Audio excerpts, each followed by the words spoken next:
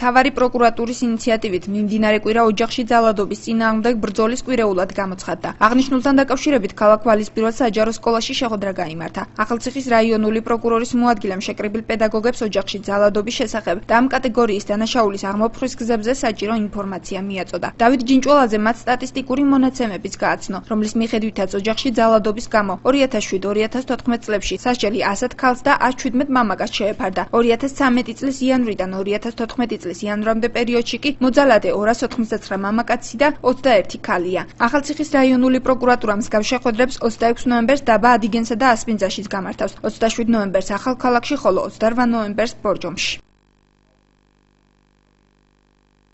განვუმარტეთ რა არის ოჯახური ძალადობა, როგორ შეიძლება თავი დავიცვათ და აღმოვქრათ ჩვენი ცხოვრებიდან ესეთი ამ კატეგორიის დანაშაულები. დღეს დავიწყეთ ვალეში და ფაქტობრივად რეგიონის მასშტაბით მიმდინარე კვირაში ყველა მუნიციპალიტეტში შევხვდებით მოსახლეობას და ჩავატარებთ აღნიშნული კატეგორიის შეხვედრებს.